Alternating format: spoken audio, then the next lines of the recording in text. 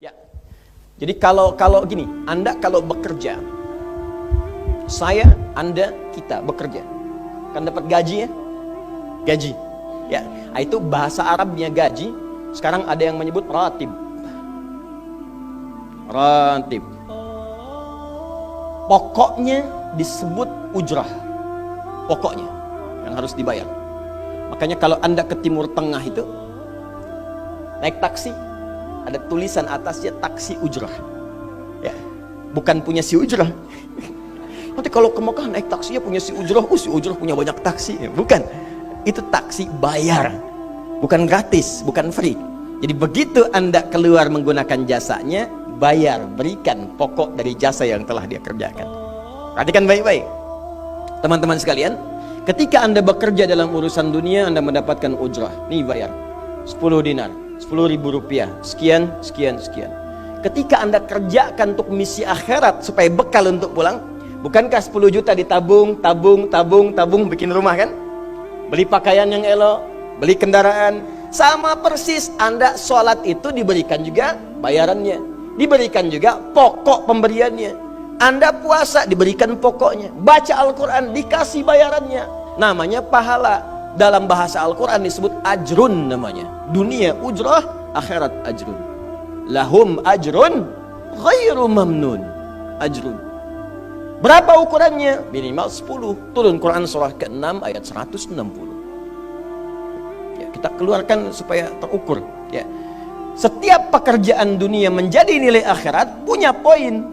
Pekerjaannya disebut hasanah namanya. Ya. Amal solehnya disebut hasanah. Siapa yang mengerjakan di dunia pekerjaan punya nilai akhirat, amal soleh namanya hasanah. Setiap hasanah punya poin 10. Man jaa bil hasanati falahu asyru amthaliha.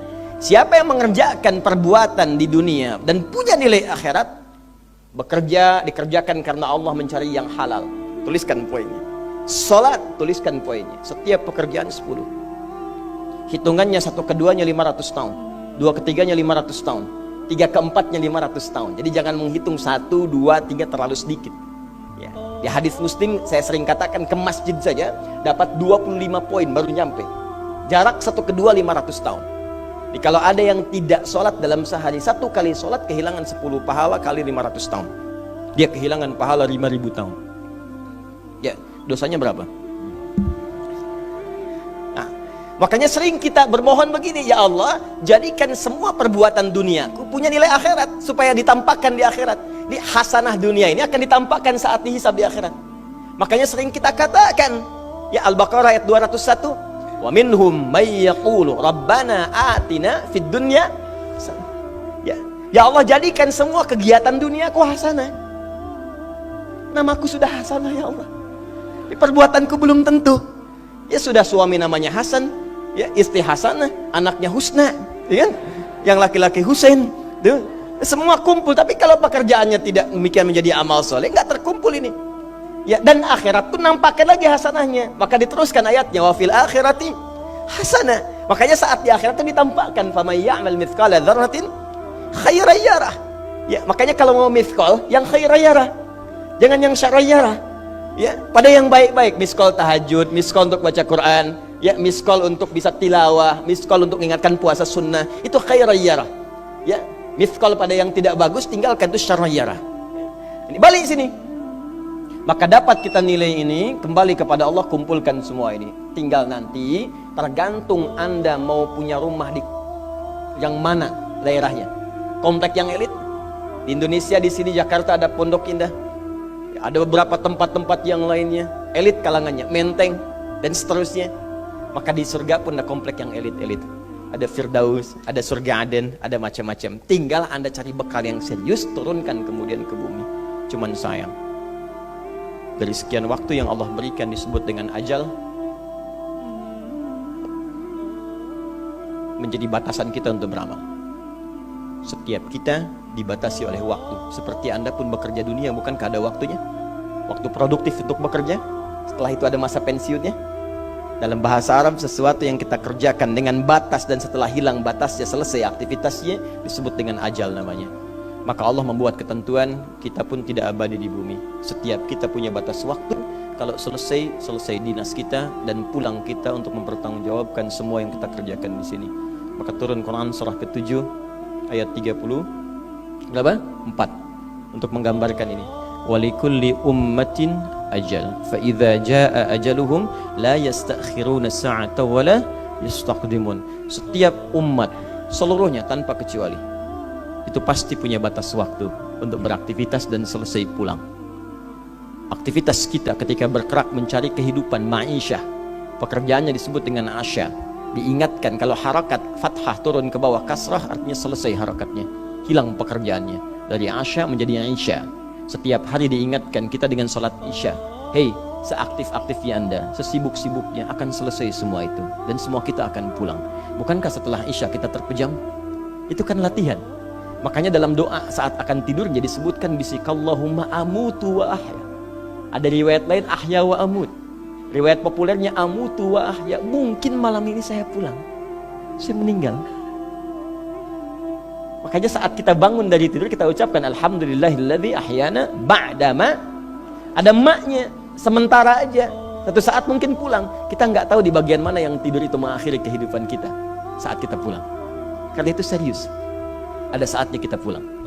Nah teman-teman, ternyata sudah tahu akan pulang pun masih ada yang tidak memanfaatkan waktu dengan baik. Tanyakan pada setiap manusia ya, dari detik ini, dimulai dengan diri kita. Kita manusia kan? Tanyakan pada diri kita, Anda wafat tidak? Anda pulang tidak? Anda meninggal tidak? Kalau sadar pulang, maka cari bekal yang baik. Berarti Allah benar kan? Kata Allah setiap kita akan wafat. Kullu nafsin dha'iqatul maut. Setiap yang punya jiwa meninggal. Bahkan dikasih informasi jelas kok. Ya, yang bawa maut disebutkan namanya malakul maut. Quran surah 32 ayat ke-11. Qul yatawaffakum malakul mautil ladzi wukila bikum. Disebutkan. Bayangkan ya, kurang jelas apa lagi? Disebutkan punya waktu namanya ajal, akan wafat disebutkan, yang bawa wafat kematiannya disebutkan malaikatnya, cara wafatnya disebutkan. Quran surah 89 ayat 27 sampai 30. Ya ayyatuhan nafsul mutmainnah, itu yang tenang, yang dahsyat dipukulin malaikat juga ada. Ya, Quran surah 8 ayat 50 itu ada sambil dipukulin malaikat. Ya. Maaf teman-teman sekalian, ini sudah jelas semuanya. Jadi aneh manusia itu. Sudah tahu akan meninggal, tahu ada kenikmatan, ada siksaan, tahu ada surga, ada neraka, tahu ada kenikmatan kubur, ada siksa kubur. Kenapa masih main-main juga? Kenapa nggak dimanfaatkan? Dan dia tahu ada yang menyolatkan, ada yang disolatkan. Apa nggak sempat terfikir ketika Anda wafat siapa yang menyolatkan? Bukankah yang paling indah yang menyolatkan orang yang selama ini kita rawat? Anak yang pernah dikandung, diberikan ASI, dirawat-rawat. Anda menyiapkan apa gitu? Kita menyiapkan apa? Sayang-sayang investasi keluar banyak, ketika wafat gak bisa berlaku apapun. Bahkan ada yang sebelum wafat pun sudah dibuang dari keluarganya. Waliyadzubillah. Nah, sekarang dari sekian kegiatan aktivitas kita, berapa yang sudah punya nilai di mata Allah menjadi amal saleh? Sekarang kita ukur. Ya, sekarang kita ukur. Pelan-pelan sebentar ya. Ini rata-rata usia berapa tahun? Oh baik, 40 tahun ke atas ya. Ya. Walaupun atasnya mungkin agak banyak, atas gitu ya, bagian. Nggak apa-apa. Fokus sini ya, edisi kali ini fokus saja. Biarkan saya yang datang, terangkan, tulis, hapus ya. Antum simak aja lah, simak, tulis dengan baik, mau ketawa-ketawa, sudah masuk surga, alhamdulillah. Sudah cukup dengan amin, lihat dulu. Ini saya sering sampaikan, ini kita kasih batas standar di Al-Quran aja lah, 40 tahun misalnya. Ya, standar keseriusan beraktivitas. Ya, lihat sini. Konon dalam sebuah penelitian sederhana, manusia itu kalau dihitung-hitung aktivitasnya setengah dari usianya, itu umumnya walau tidak semuanya teralokasikan untuk tidur, beristirahat, tidur. Dari mulai lahir, bayi kecil tidur, dewasa beraktivitas, tidur siang, tidur malam, tidur macam-macam, tidur kecapean, tidur ngantuk, tidur lelah, tidur segala rupa, tidur. Setengah dari usia. Jadi kalau 40 tahun, tidurnya berapa tahun? 20 tahun. Baik. Sisanya beraktivitas, ya. Nah, itu berapa tahun? 20 tahun. Jadi di sini kalau kita hitung, ya kalau beriman, alhamdulillah kita sholatnya, puasanya, baca Qurannya, tapi juga kerjanya, tertawanya, candanya, macam-macamnya 20 tahun. Dari 20 tahun ini, berapa yang jadi aktivitas ibadah? Yang jadi ibadah berapa? Ya, jangan terlalu pesimis, ya ambil 10 tahun misalnya. 10 tahun ibadah. Nah, jadi di sini adalah sholatnya, baca Qurannya, puasanya, dan sebagainya, sedekahnya, infaknya. Apakah semua ibadah itu langsung diterima? Belum tentu. Syaratnya ikhlas. Wa ma umiru illa liya'budullaha mukhlishina lahuddin. Quran surah 98 ayat 5. Pertanyaannya, dari ibadah yang kurang lebih 10 tahun ini, berapa tahun yang ikhlas? Ya, ambillah tengah-tengahnya 5 misalnya kan? 5 tahun. Ini yang ikhlas, insyaallah. Yang ikhlas kurang lebih 5 tahun. Jadi usia 40 tahun ini yang produktif amalan yang kurang lebih harapan kita diterima oleh Allah insyaallah 5 tahun. Dosanya berapa tahun?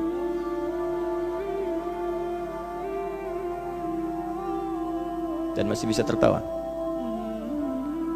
Dan masih mengharap surga. Masih ingin ke surga Firdaus. Masih ingin mendapatkan segala hal yang istimewa. Sementara kita sadar, gini caranya begini. Coba ucapkan dengan kalimat yang lantang bahwa Anda tak punya dosa. Kalau tak mampu, berarti punya dosa. Ucapkan Anda sudah siap ke surga. Kalau tak mampu, amalnya masih kurang. Jadi kalau sudah merasa amal masih kurang, dosa banyak, terus masih main-main juga. Sudah tahu usia sudah di atas ini, ada yang 50, 60 tahu, waktunya sedikit. Yang kemarin-kemarin banyak yang sia-sia. Jadi kalau yang kemarin-kemarin kurang, masa sisanya masih dikurangi juga? Anda 40 tahun, 50 tahun, 60 tahun. Sekarang anak 4-5 tahun, bahkan matanya buta, ada laki-laki, ada perempuan, sudah jadi penghafal Quran. 5 tahun hafal Quran. Belum baligh. Dan berharap punya bekal di hadapan Allah. Kemarin sahabat saya, Syekh Ali Jabir, ya, datang ke Bekasi. Cerita tentang Kaila, anak 5 tahun, mata buta. Murajaah hafalan Quran sehari 5-7 juz. Dikatakan oleh beliau, Kaila, apa nggak capek terlalu banyak? Kamu kan punya uzur di hadapan Allah. Allah maha memahami keadaan kamu. Apa nggak lelah? Saya malu justru kepada Allah kalau kurang daripada itu. Anak 5 tahun mengulang hafalan Quran setiap hari 5-7 juz, dan malu kalau kurang di bawah itu sebagai bekal untuk menghadap Allah. Anda diberikan kesempatan sampai lebih daripada 50 tahun, lebih daripada 40 tahun, lebih daripada 20 tahun. Dan sampai kesempatan itu, sampai hari ini pun untuk baca pun belum punya waktu. Dan Anda mengharap surga, Anda siapa?